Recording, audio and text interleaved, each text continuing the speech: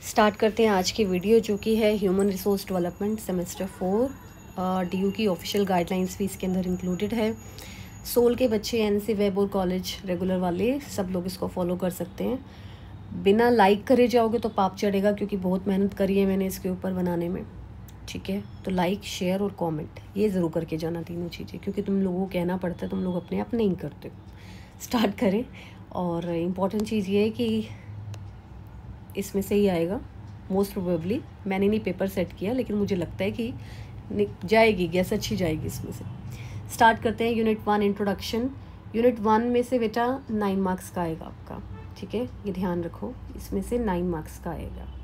Second unit 18 marks का आएगा। Third unit 18 का आएगा। यूनिट 4 18 का आएगा। यूनिट 5 यहाँ गलती से 18 लिखा गया, ये 9 मार्क्स है।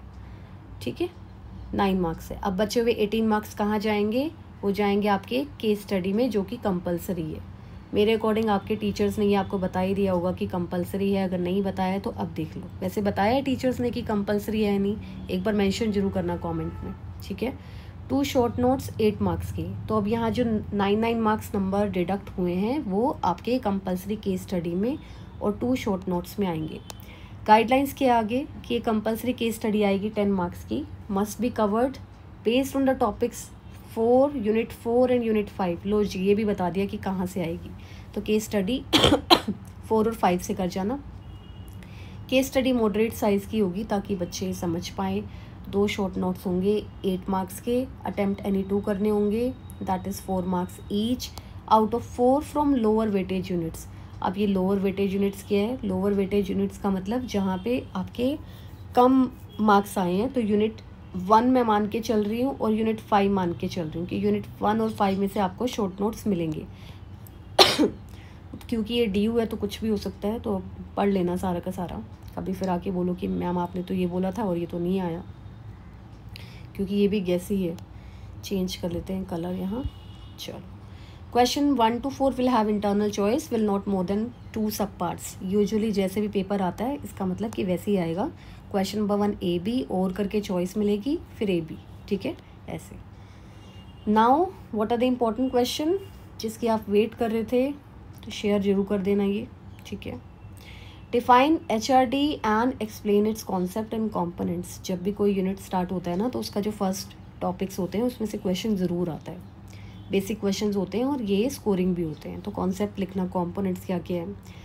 Discuss the need and significance of HRD in the organisation. Importance है ये एक्चुअली।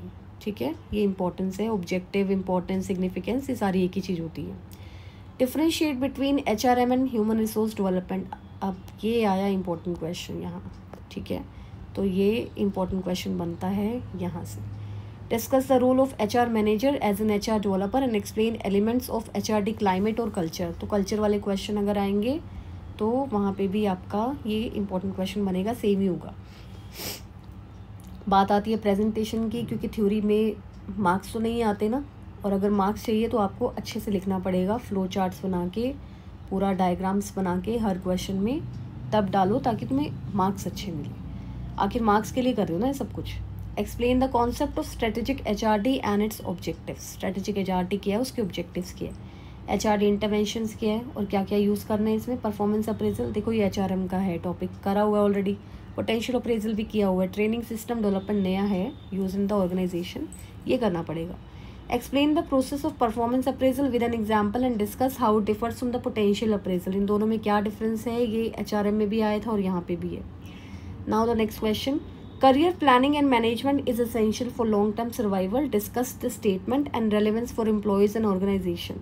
तो career planning long term survival के लिए इंपॉर्टेंट क्यों है? अब ये आपको देखने से ऐसा लग रहा होगा कि ये तो एक ही क्वेश्चन है, जबकि ये क्वेश्चन नहीं है, ये 3 क्वेश्चन है। 1 discuss the statement, relevance for employees 2 and for organisation 3। तो ये 3 क्वेश्चन बनते हैं एक ही क्वेश्चन में।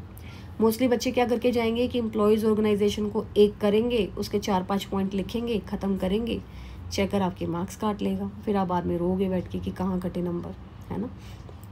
3 क्वेश्चन है, अच्छे से पढ़ो, दोनों के अलग अलग बनाओ हेडिंग, एम्प्लॉयज़ के भी ऑर्गेनाइजेशन के भी, और अपने हेडिंग्स लिखो, उसके आगे एक्सप्लेन करो। Explain how training rewards, welfare scheme and work life balance fit into an organisational HRD framework. तो फ्रेमवर्क तो पता करो ना पहले, उसके बारे में लिखो फ्रेमवर्क होता क्या है। Work life balance, welfare scheme कैसे काम करती है, ट्रेनिंग कैसे काम करती है। तो basically this is a question about organisation HRD framework. जिसको फ्रेमवर्क का पता होगा उसी वो ही फिट कर पाएगा, लेकिन क्योंकि इंपॉर्टेंट क्वेश्चन है और ईजी भी है तो आप भर भर के अपने आप से लिख सकते हो। थर्ड यूनिट देखो, डिफ़िकल्ट यूनिट है ये, ठीक है, ये डिफ़िकल्ट यूनिट है। इसमें आपको पढ़ना पड़ेगा discuss the principles of learning individual and group and their relevance to HRD. OB का पार्ट है ये, 5th सेमेस्टर में आता है आई गेस ओबी, या 4th सेमेस्टर में I am just confuse right now. तो ऑर्गेनाइजेशन बिहेवियर जिसने पढ़ा हुआ उसके लिए तो ईजी है, अदरवाइज तो फिर पढ़ना पड़ेगा, आप अपनी मर्जी से नहीं कुछ डाल पाओगे। What is the concept of learning organisation और मॉडल्स ऑफ लर्निंग, लर्निंग की थ्योरी आती है इसमें, ये आपको लर्न करनी पड़ेगी। 3 ईगो स्टेट्स क्या है, ट्रांजैक्शन एनालिसिस क्या है, उनके फंक्शंस क्या है एम्प्लॉय बिहेवियर को समझने में, ये एग्जांपल्स के साथ काफ़ी जगह दिए हुए हैं तो पढ़ लेना इसको। Most behaviours are learn some from self experience and some from others, explain this with reference to major learning theories. अब यहाँ थ्योरीज आ जाती है, थ्योरी बच्चे पढ़नी पड़ती है ना। पहले स्टेटमेंट को आप एक्सप्लेन करोगे, फिर लर्निंग थ्योरीज, जो भी थ्योरीज होगी या फिर नहीं होगी तो फिर सारी करनी पड़ेंगी। अगर स्पेसिफिक थ्योरी दी हुई है तो स्पेसिफिक थ्योरी के बारे में लिखो और फिर फर्स्ट क्वेश्चन को सेकंड क्वेश्चन में फिट करो। तो इस तरह से आप ये क्वेश्चन करोगे। इम्पॉर्टेंट है, 18 नंबर का आएगा यूनिट 3 में से और लर्न करने वाला है, ऐसा नहीं है कि आप अपने आप से गप्पे मार दोगे। ट्रांजैक्शन एनालिसिस के ऊपर तो क्वेश्चन आने ही आना है। यूनिट 4 ट्रेनिंग एंड डेवलपमेंट के ऊपर है ये, importance of training and development in the organisations, करा हुआ ना ऑलरेडी एचआरएम में। Discuss the process of assessment, training needs assessment in the organisation, ये भी किया हुआ है एचआरएम में, एचआरएम में था ये क्वेश्चन भी। Outline the steps involve in designing and evaluating training and development programme, कैसे होता है, प्रोसेस क्या है, उसे इवेलुएट कैसे किया जाएगा, कैसे पता चलेगा कि ट्रेनिंग एंड डेवलपमेंट प्रोग्राम हमारा सही गया है नहीं गया, किस तरह से आप पता कराओगे। Discuss the roles, responsibilities and challenges faced by the training managers in implementing HRD programmes. तो रोल बताओ, इंपॉर्टेंस बताओ, फिर बताओ रिस्पॉन्सिबिलिटी क्या है एचआरडी मैनेजर की, फिर चैलेंजेस क्या क्या फेस करने पड़ते हैं, क्या क्या सजेशन हो सकते हैं, क्या क्या रिकमेंडेशन हो सकती है, तो वो सारी चीज़ें इसमें आती हैं। Unit 5 training method, discuss various on the job and off the job training methods. देखो ये एचआरएम का आ गया ना फिर से, और कौन कौन से हैं ये सिलेबस में भी दिया हुआ है। Lecture, role play, simulation, case study, in basket exercises, vestibule training, programme instruction, management game, sensitivity training in their application. तो वेस्टिब्यूल ट्रेनिंग के ऊपर मैंने क्वेश्चन देखा था, एक मैंने देखा था क्वेश्चन सेंसिटिविटी ट्रेनिंग के ऊपर। तो ड्यू है ऑब्वियसली, अगर किसी एग्ज़ाम जिसने भी सेट किया है अगर थोड़ा सा भी टर्बुलेंस लाना है क्वेश्चन पेपर में तो अलग अलग ट्रेनिंग प्रोग्राम डालेगा, वेस्टिब्यूल की अलग डालेगा, सेंसिटिविटी की अलग डालेगा। बहुत कम चांसेस आज के टाइम में कि on the job and off the job training method आ जाए भर भर के कि तुम अपनी मर्जी से लिख लो, ऐसा नहीं होगा। तो वेस्टिब्यूल का एक पूरा फुल फ्लेज 9 मार्क्स का क्वेश्चन करके जाना, सेंसिटिविटी ट्रेनिंग का करके जाना। फिर evaluate the effectiveness of different training methods use in the industry, कैसे ट्रेनिंग मेथड यूज़ होते हैं इंडस्ट्री स्टैंडर्ड में, आज के टाइम पे क्या क्या यूज़ होता है वो उसके एग्जांपल देने हैं, और एक केस स्टडी बतानी है कि how specific methods are applied to improve employ skills. ये मैं आपको बता ही चुकी हूँ कि केस स्टडी कहाँ से आएगी, ऊपर से देख लेना वीडियो।